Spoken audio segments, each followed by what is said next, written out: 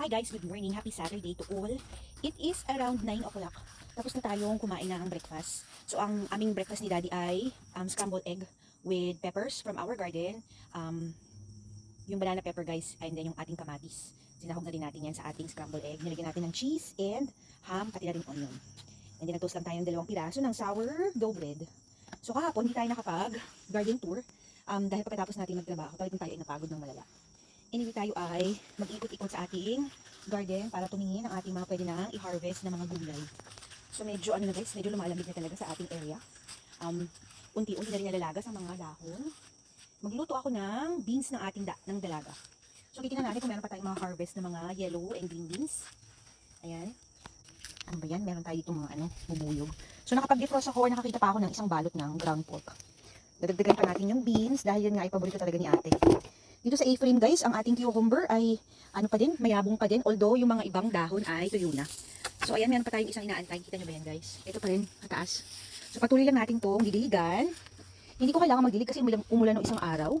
So basa pa yung lupa. And dahil hindi naman umaangat yung temperature natin ng nasa 90s, kaya yung ating mga lupa ay okay pa naman din. This one is also beans, pero wala nang bunga. So tingnan natin dito sa likod, no? Hindi pa rin ako nakakapitas ng ng ating banana leaves. Gagawa kasi ako ng suman sa lihiya. Paborito namin ni tatay na na meriendahin. Marami tayong malagkit sa loob ng bahay guys. So kukuha tayo ng dahon. Hindi ko lang maasikaso pa. Ito rin yung ating cucumber na puno. Naninilaw na yung mga dahon guys. Talagang senyales talaga na papasok na ang autumn. Meron pa tayo ditong 1, 2, 3, and 4. So antayin lang natin yung lumaki. Then pitasin na natin. Meron ako nakitang beans. Ayan guys, kasi ito ay nilagyan ko rin ng buto ng beans. Ayan, perfect yan. Okay guys, tingnan nyo naman kung gaano kadumi ang ating deck. So, ang ating mga yellow pear tomato ay may ilan na dito na pwedeng i-harvest eh. Ayan, kunin ko na din. Pinapapa ko ito ng isang araw guys, ang tamis-tamis. Nahulog na yung ating Roma tomato. Ayan, pinapapak natin to, no. Imbis na tayo ay kumain ng chichirya, ito ang ating minerienda. So, ang ating mga bell pepper ay maliliit pa naman. Actually, nagpapakulo ako ng baka. May nabili ako kahapon na baka, guys, na naka-clearance from $19. Nabili natin siya ng $9 something na lang. So, half off. Napakamahal na ng bilihin, guys. I know sa Pilipinas, mahal na din ang mga bilihin, pero dito sobrang mahal na din. So, yung maliit na chuck roast na baka, almost $20. Sobrang liit na cut. Ang papakuluan natin yun, gagawin natin siyang kaldereta. Sasamahan natin ang ating mga bell pepper from our garden. So far, ito pa rin yung naka-harvest natin na beans. Tignan natin dito. Ito guys, beans din kasi ito eh. Yung kasama ng ating pepper. Pag ito talaga yung ulam, si ate ay masyadong masaya. Paborito talaga niya to guys. Ito talaga yung gulay na kinakain niya. Ayan. This one is green beans din as you know. So ito meron pa tayong konting beans dito. Ito rin guys, bell pepper din yan eh. And then, ang ating mga banana pepper. Tignan nyo ito guys, ang daming bell pepper. Yung mga dahon nito, pipitasin ko din yan. Ipi-freeze ko na yan bago pa masayang. Yung siya guys, ginalagay ko siya sa isang freezer bag. Kaya pag nagtitinola tayo sa winter, lang ako guys, kukuha lang ako ng isang balot sa ating freezer. So ito guys, ay may mga bulaklak pa siya. Pero ewan ko kung ito ay magaan pag magtutuloy-tuloy. Dahil yung weather na ay medyo malamig na. Naninilaw na din yung ating beans. So I think ito malapit na din matapos. So napakinabangan naman natin to ng malala, ng bonggang-bongga, no. Marami tayong nagupit dito o napitas na green and yellow wax Cherokee. Parang wala na siya halos, guys. Ayan, maliliit pa. Meron ako nakita ng talong, gupitin ko na din to. Ayan. So kunin na natin itong mga banana pepper na malalaki. Kasi marami pa rin siyang buko, guys eh. And pag maraming buko, di sabihin yun, magtutuloy-tuloy pa yan siya. Kaya gupitin na natin para hindi sila mag-agawan sa energy. Kuha tayo ng gunting. Parang okay na to eh. Yung ating talong dito, parang medyo malaki na. Although, hindi ko pa naman siya lulutuin. Alam niyo ba guys, gumawa ako ng ensalada. Nilagyan ko ng napakaraming kamatis at saka ng sibuyas. Pati yung maanghang na, tawag dito, toyo at saka suka. Naku, napakasarap. Yun ang ulam ko nung isang araw. Ako ay ligayang-ligaya. Nainggit si tatay, pero bago ko pa siya nagawa, nakakain actually siya ng dinner. So sabi niya mag-aano din daw siya nun, kakain din daw siya. Pero late na sila nakauwi ni JJ nung isang beses, kaya hindi na siya nakakain. So meron pa tayong isang cucumber dito. Patusok-tusok naman tong cucumber eh. Kukunin ko na din to guys. Pitasin na natin yung cucumber bago pa ito tuluyang lumaki. Pag sobrang laki naman guys, yung kanyang buto masyadong malaki din. Tapos medyo matigas na. So, ayun guys, tingnan nyo, sayang yung isa pumasok sa loob eh. So, meron pa tayong isang cucumber dito. Ayun pa guys, 2, 3, 4. Ayan. Ito mga to beans din to eh. Late ko na yung natanim, kaya ngayon lang siya namumulaklak. So, ewan ko kung yan pa ay, anong tawag dito, magiging successful. Ito naman, meron ditong tumubong zucchini. Ito rin mga to green beans din, pero wala pang bunga. So, akala ko mamatay na itong zucchini. Hindi pa pala. This tomato is also ready for pitas-pitas na din to guys. Putol guys, ayan. Marami pa rin itong tanim. Ay, mga bunga. Ayan, oh. Palakihin pa natin bago natin pitasin. Dun sa window sill, guys. Marami pa rin tayong mga kamatis pa rin dun, eh. Kaya, ewan ko kung aanihin ko na ba to. Siguro wag muna.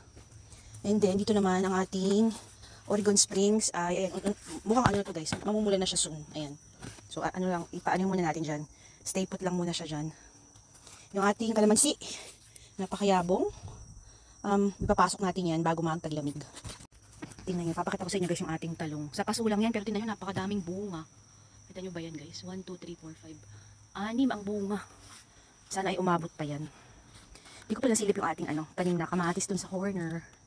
Ito guys, ang dami pa. Oh, tingnan nyo. Ayan.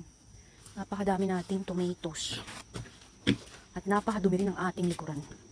Tingnan natin dito sa corner. Kung meron pang ready for pitas.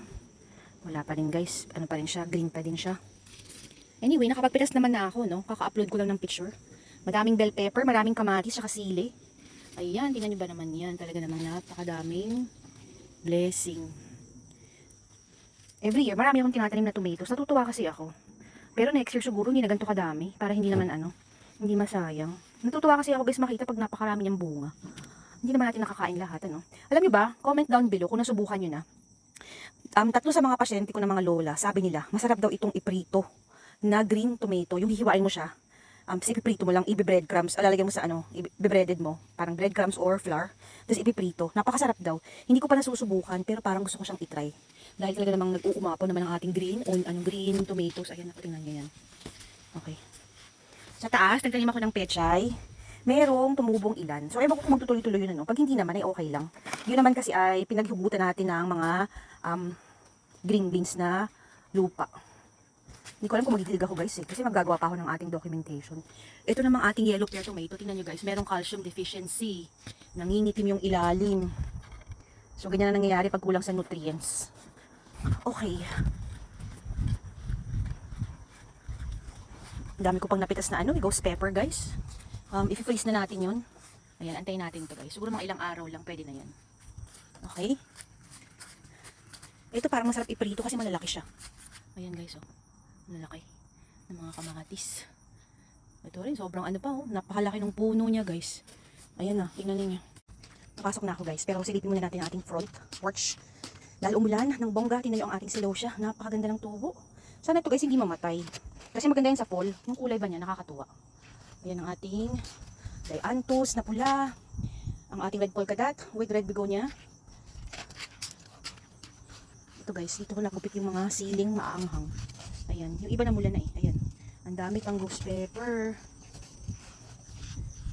So gusto ni tatay, mag-iwan ako ng irang piraso para gagawing binhi. Ang hirap pagpabinhi nito guys kasi kailangan talaga kailangan mainit na mainit. Wala naman tayong meron akong greenhouse pero malamig sa basement. So i-harvest ko na rin ito guys. Ayan. Ay, napakaanghang. Sa mga mahihilig sa maaanghang dyan, ganito ang inyong gamitin sa inyong mga lulutuin. Talagang masasatisfy kayo dahil talagang nanonood yung anghang niya. So yung mga malalaki kukunin ko na. Ayan. Pag-iwan pa ako ng ilan. Kasi naman marami pang maliliit na buko. So hindi ko pa nasusubukan yung nito yung dahon. Isang hug sa tinola. Baka sobrang umanghang kasi. Pero marami pa rin siya kasi guys na na buko. So antayin natin. Magsilakihan pa yun. Ayan. Parang kailangan ko magdilig din. Ito ipapasok din natin sa loob ng bahay. Itong ating geranium. Dahil ito ay hindi mag-survive sa labas ng bahay. Ayan guys, ang dami pa. Kita niyan. Dikit-dikit yung bunga niya. Yung mga maliliit pa. Pero yung mga malalaki, kukunin ko na din. Lalagyan na natin to sa freezer. And, ready to face na yan para sa ating winter sinigang or mga, kung ano-ano pang maisip natin na sabaw na gusto natin medyo maanghang. Hindi ko naman ito mahiwa dahil pagka nahiwa siya guys, napaka-anghang. Hindi naman nakakain ng mga bata. Yung tipong ang pait-pait na ng anghang niya. Kunin ko pa to dahil malaki na. Okay guys, this is our harvest for today, Saturday.